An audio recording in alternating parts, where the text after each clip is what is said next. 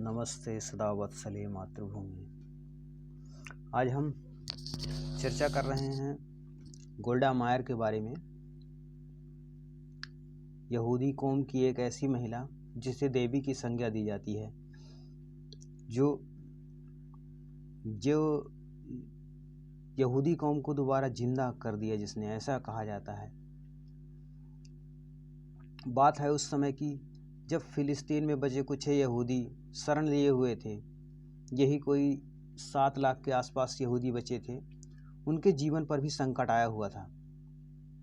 उस समय नया नया इजराइल बना हुआ था, यानी इजराइलियों ने उस समय जो यहूदी थे, उस समय इजराइल के एक छोटे से प्रांत को, जिसे आप कह सकते हैं फिलिस्तीन के एक छोटे से प्रांत को, उस समय के परिप्रेक्ष्य में स्वतंत्र राष्ट्र घोषित कर दिया था। और अमेरिका के अलावा और किसी भी देश ने उसे मान्यता नहीं दी थी। तो अरब मुल्क काफ़ी शक्तिशाली थे और वो स्वीकार नहीं कर सकते थे कि कोई देश उनके हक की भूमि छीन कर ले जाए। तो उन्होंने चढ़ाई कर दी। फिलिस्तीनियों ने जहाँ तक हो सका वहाँ तक मुकाबला किया, लेकिन उनके पास न तो लड़ने के लिए पर्याप्त रूप से पैसे थे, न तो पर्याप्त अस्त्र शस्त्र थे, तोप थे। जैसा कि आज इजराइल जो आप देख रहे हैं, उस समय ऐसा कुछ भी नहीं था। इजराइल उस समय एक यानी यहूदी कौम जो थी, एक भूखी नंगी कौम थी। उसके पास कुछ भी नहीं था सिवाय आत्मविश्वास के। अब इधर थोड़ी सी अरबों में भी फूट पड़ गई कि इनका मुखिया कौन होगा। तो इराक होगा, यमन होगा, यूएई होगा। फिर मिला जुला कर हाजी यमीन जो था उस समय हिटलर का दायां हाथ, तो इस पर सब सहमत हुए कि राइट हैंडर उसी को जो है उस समय के युद्ध का मुखिया बनाया जाए। अब इनकी समस्या तो यहाँ लगभग अरबों की सॉल्व हो गई। अभी अपनी फौज इकट्ठा करके कुछ दिनों में चढ़ाई करने वाले थे। लेकिन इजरायलियों की समस्या जो थी, यानी यहूदियों की, वो सर बाएं खड़ी थी। उस समय इनके पास कुछ भी नहीं था सर्व करने के लिए, यानी अपने आप को बचाने के लिए उस समय कुछ भी नहीं था।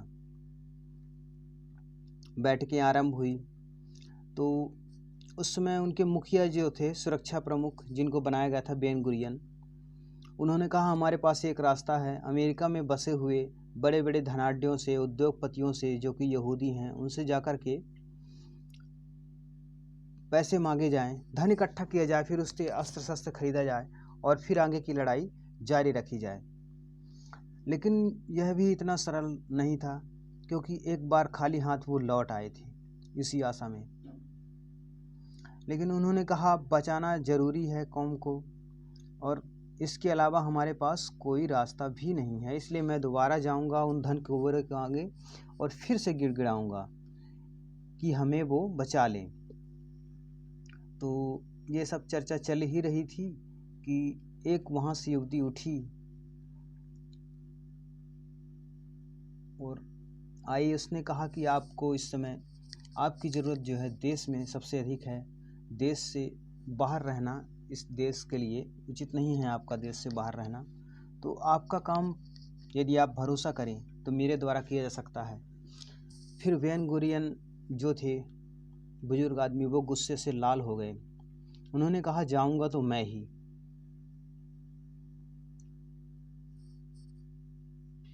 फिर सभा समाप्त हो गई बिना किसी निर्णय पर लिए हुए। 2-3 दिन तक इसी बात पर चर्चा होती रही। अंत में निर्णय लिया गया कि बेन गुरियन का वहाँ पर रहना अत्यंत ही ज़रूरी है। ठीक है, गोल्डा मायर को वहाँ से भेज दिया गया और उसके पास उस समय पैसे के नाम पर मात्र $10 थे। तो जब वो हवाई अड्डे पर पहुंची, उनसे पूछा आप कहाँ जा रहे हो, तो उसने कहा मैं शिकागो जाऊंगी, वहाँ पर मेरा परिवार रहता है। किसी तरीके से बचते बचाते हुए वो शिकागो पहुंची। खबरें दी गई, वहाँ के जो धनाढ्य थे वो लोग इकट्ठा हुए एक बड़े सभागार में और नीतियाँ बनी, चर्चा हुई, चर्चों पर चर्चा हुई। फिर लोगों ने निर्णय लिया कि ये लोग रोज़ किसी न किसी तरह से पैसे मांगने आ जाते हैं, मुंह फैलाए रहते हैं, हम अपने धंधे से जो भी कमाते हैं, मेहनत की कमाई, वो हम इन्हें क्यों दें। तो मिला जुला कर उसे गोल्डा मायर को 3 मिनट का समय दिया गया बोलने के लिए मुश्किल से। गोल्डा मायर उठी, बिना वक्त गवाए हुए सीधे बिना किसी कागज़ के सीधे स्टेज पर पहुंची और बोलना शुरू किया। उसने कहा, मैं आपके पास आई हूँ, भीख मांगने नहीं आई हूँ, बल्कि मैं आपके जान की परवाह के लिए ही आऊँगी। यदि हम रहेंगे तो ही आप रहेंगे। यदि मैं आपसे यह भी नहीं कहने आई हूँ कि हम पर रहम करो और हमें बचा लो, क्योंकि हम लड़ रहे हैं, हम लड़ेंगे, हम न झुके हैं न झुकेंगे। तोपों के आगे, बंदूकों के आगे हम लड़कर समाप्त हो जाएंगे, लेकिन मैं आपको इस बात का भरोसा देती हूँ कि हमारी जो 7 लाख कौम है, जब तक एक भी व्यक्ति जिंदा रहा तो हम सफ़ेद झंडा नहीं दिखाएंगे। लेकिन मैं इस बात का आश्वासन भी आपको देती हूँ कि हमारे बाद आप भी नहीं बचे रहेंगे। चाहे आप जहाँ रहे, जैसे रहे, कोई न कोई हिटलर, कोई न कोई मुसोलिनी आकर कल आपको भी समाप्त कर देगा। इसलिए हमारे बचे रहने में ही आपके बचे रहने की भलाई है। और मैं आपसे यह भी नहीं कहने आई हूँ कि आप मुझे ये राशि हफ्तों में या महीनों में दें, मुझे यह राशि तत्काल चाहिए, फिर निर्णय आपके ऊपर है। बस आप एक अंतिम बात समझ लीजिए, हम बचे तो देश बचेगा, हम बचे तो यहूदी कौम बचेगा, वरना हमारा भविष्य नहीं तो आपका भविष्य भी नहीं है। अपना वक्तव्य समाप्त करने के बाद जब उसने चारों तरफ देखा, कोई भी प्रतिक्रिया नहीं दिखाई दी, तो उसने सोचा मेरा आना व्यर्थ हो गया। और उदास मन से भरे हुए मन से वो स्टेज से उतरकर ज्यों ही जाने लगी, पूरा स्टेज तालियों की गड़गड़ाहट से गूंज उठा। और उसके बाद जितने भी धनाढ्य थे, धन कुबेर थे, उन्होंने अपने अपने बैंकों को फ़ोन लगाने शुरू किए और पता करना शुरू कर दिया कि उनके बैंकों में कितनी राशि बची है।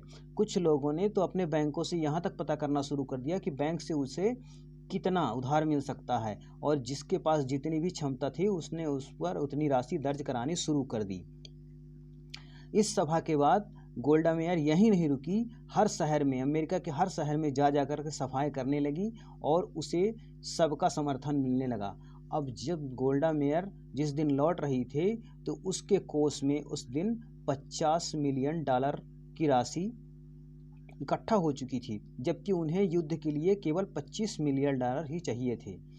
जब गोल्डा मेयर अपने देश के हवाई अड्डे पर उतरी तो उसको स्वागत करने के लिए वही बेन गुरियन खड़े हुए थे जो कि उसे जाने देना नहीं चाहते थे, और उन्होंने उसे गले लगाया और कहा, हे देवी, तुमने आज अवतार लेकर यहूदी कौम को फिर से जिंदा कर दिया। और वो घटना है और आज की घटना है, आप देख सकते हैं, वो उस दिन का इजराइल है जबकि उसके पास हथियार खरीदने के लिए पैसे नहीं थे, और आज का इजराइल है जब 56 देश मिलकर भी उसका मुकाबला नहीं कर सकते। तो जो कौमें साथ रहती हैं, जो कौमें ऊंच नीच का भेदभाव नहीं करती हैं, वही कौमें जिंदा रहती हैं, उन्हीं का अस्तित्व होता है। इसी के साथ मैं अपनी बात समाप्त करता हूँ। नमस्ते, सदावत सलेमात।